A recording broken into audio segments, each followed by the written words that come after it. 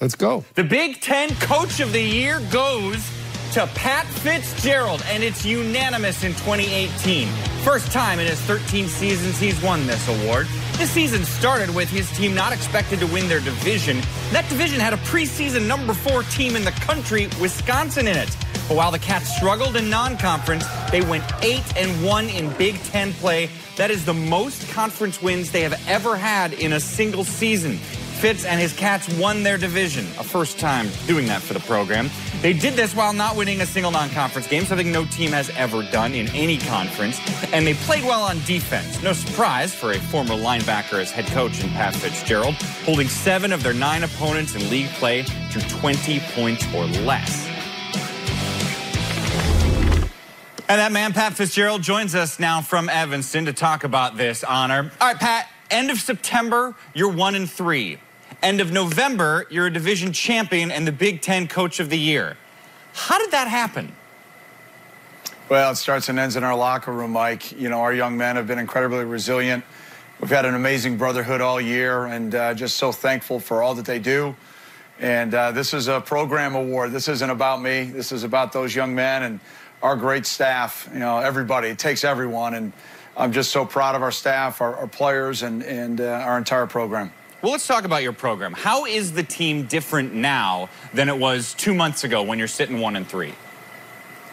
Well, you know, I think, Mike, we had a lot of adversity. You know, we obviously had a handful of players that were coming off major injuries that were, you know, getting back into rhythm. We had some injuries happen in our offensive line, and those are all excuses. We needed to coach better. We needed to play better, and I think down the stretch, you know, we showed, I think, like I said, a great brotherhood. The guys stuck together and found a way to win, and you know, again, that credit goes to the guys in the locker room and to our fabulous, fabulous staff. What lesson was there to be learned from those first few losses in September? That it's awful to lose. I mean, you know, it's nothing magical. I mean, we turned the ball over a bunch in one game. In another game, we obviously got off to a great start, and then we just couldn't finish the job. And then we played a very good Duke football team that played well against us. So, you know, you can't beat yourself. You can't beat 2 teams on any given Saturday. Our guys, I think, learned from that. Our younger players got a little bit more experienced. Our veterans got a little healthy. And then as the season went along, like everybody else, we faced adversity, and our guys just kept stepping up and finding a way to win. So, you know, nothing magical, just I think a team that stuck together, had a great band of brothers, and played for each other and cut it loose and made some plays and won games. Well, you're almost putting it mildly when you say you faced adversity. I mean, you could argue Jeremy Larkin was your best player, and when that star running back gets injured and he has to retire from the sport of football, that threw a loop into the entire offense. When during the season did you feel your offense sort of refound itself?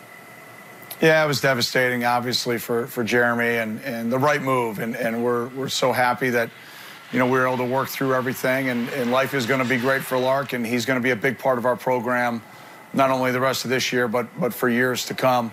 But it was opportunity for some guys to step up, and it took us a couple weeks for some guys to pick up the offense a little better, grow up a little bit, and obviously Isaiah took over the leadership role from a you know, carry standpoint. But, you know, I'm really proud of John Moten fighting through adversity, and the same thing with Solomon Vaught. You know, he came into the year banged up and finally got a little bit healthy. We've needed all of those guys now as we've gone down the stretch, and you know, our offensive line, I think, really solidified as we got healthy, and they've played pretty well all year.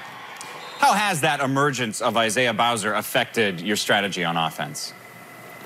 Yeah, Mike, it's given us balance, and you have to be able to run the ball in November in the Big Ten. It's incredibly difficult to win being one-dimensional.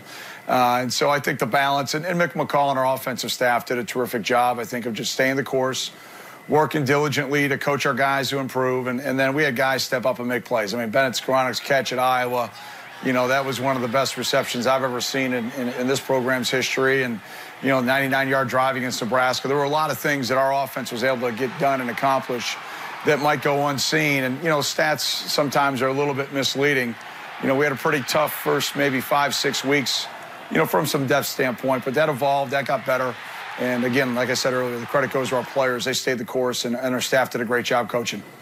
Speaking of depth, back in the spring, I was standing with you in your brand new facility, and we were talking about that. But once we got past the facility questions, the most important question I had for you was your quarterback depth, because it seemed impossible that Clayton Thorson could come back from that horrible injury. How is it possible he played every game this year? Well, he's the most durable quarterback in Big Ten history. You know, he's got more starts than anyone else in the history of this great conference. And he's just such a warrior. You know, to go through the offseason, all about rehab, finding a way to get back on the field was incredibly inspiring to our entire program. You know, he wasn't the only one, but obviously the quarterback gets most of the attention. You told Jerry DiNardo a few weeks ago that you sort of pick and choose when to be emotional in a locker room before a game. You got a title game coming up on Saturday. Is that a time to be emotional? You know, I think you got to get a pulse of your team. I mean, today, obviously, we had our heavy work day getting prepared for one of the best teams in the country. And, you know, I was very matter-of-fact of the things that we need to do and how we need to do things to get ourselves prepared. And then I'll judge the way the team's going throughout the course of the week. They put a first day of prep. It was outstanding today. I'm not surprised, but they came very focused, very locked in, and put a great work day in. And now we're going to have to back it up again tomorrow. You had multiple defensive backs who were hurt last week. They got a little bit of rest. How are they feeling this week?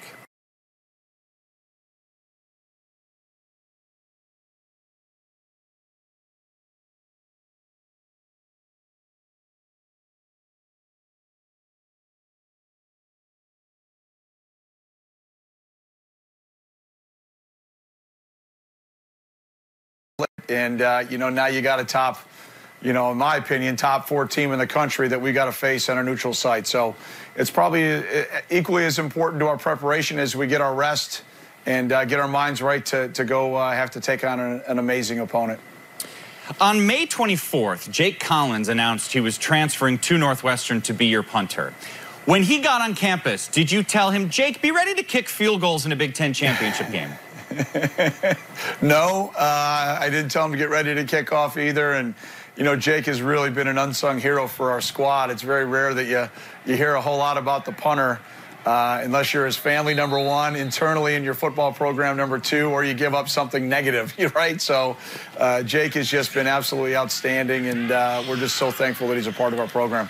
Finally, Pat, biggest concern with facing Ohio State Saturday? Yeah, you know, I think I said in my press conference yesterday, everything. You know, I think they're a complete football team. All 3 phases are incredibly well coached. Their talent jumps out in the kicking game.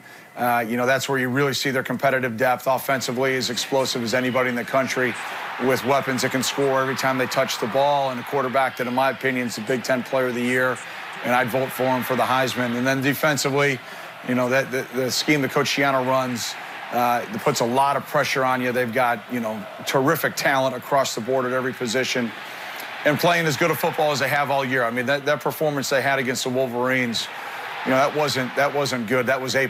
That was outstanding, complete 3-phase football. So we've got to play our best game. We've got to play penalty-free, error-free, find a way to create turnovers and execute. And you know, it's going to be our most daunting challenge of the year, but I know our guys will be excited for it. And I'm very thankful for our fans.